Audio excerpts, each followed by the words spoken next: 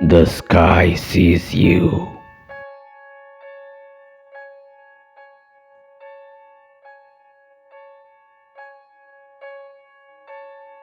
One day, a family of 13 moved into a new home on a street called Runners RD in a city called Kayville.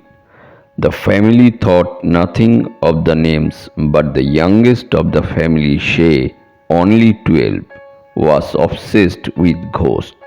His slightly older sister, Bree, only 14, hated the thought of ghosts. She shivered at every unexplainable noise. Their five pets, all dogs, have a missing body part except for Lucky, the youngest dog, a golden retriever. The father and mother, John and Carol, were very clean. When the family got to the new house, it was nasty. All you can smell was a nostril standing odor that smelled like something they would find in Shay's old room at their old house, and that's on his good days. One night, Shay's older brother Mel woke up hearing a strange noise. He tried to get up, but something in his head told him to lay back down, and as soon as he did, there was a scream from the girl's room. He got up and woke Shay up and ran towards his mom and dad's room. But before they got there, their parents were already running out of their room and towards the girls' room. The boys followed. Slower than they were running, the parents could not get the door open. The girls' screaming finally stopped, and the door was now able to open. The four girls were sleeping. The parents and two boys were skeptical.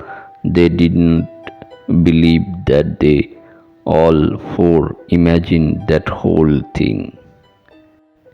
The next morning, three of the four girls came running down the stairs, and when the parents had asked about the fourth daughter, the girls just chuckled in a joking way. Then Anna, the youngest of the girls, replied, "She's not feeling well." She said, "She's staying in bed." Then the girls ran outside laughing. 3 nights later, the dad yelled to Bree and said, "Honey, she can't feel that bad. It's been 3 whole nights. I will like to show me daughter this month." The mother went up the stairs, and before she can reach the girl's room, she was flying back down the stairs. When the husband ran after her, she was already dead. He looked up the stairs and he saw Bree and yelled, "Bree, did you do this?"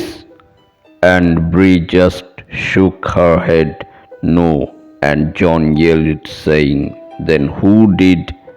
And Bree just pointed up, and then after John had called 911 for an ambulance and got all the kids except Bree, whom refused to come downstairs or even close to the door. Ready, he packed his bags, got in the car, drove the kids to an aunt's house. He drove back to get Bree. The lights were all out. The ambulance had still not come, and Bree was no series to be found.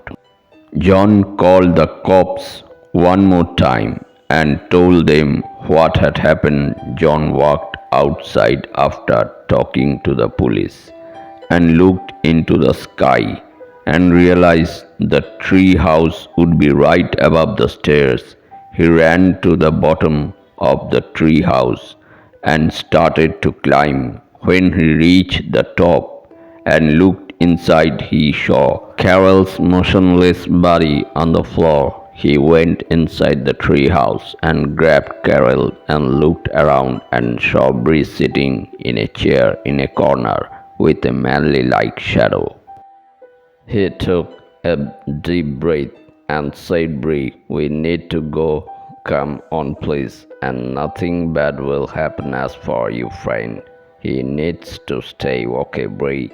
Obviously didn't like that idea, for she had shoved his dad out the door and he fell to the floor and broke his back and died instantly, and Carol's body and Bree were never found, and the other children lived with their Aunt Penny for the rest of their lives. The dogs were put down for being starving. They were almost dead after the death of John Sherbert, the father, except for Lucky the golden retriever, who was given to the next couple that moved into the house on Runners Alley in Cave Hill City.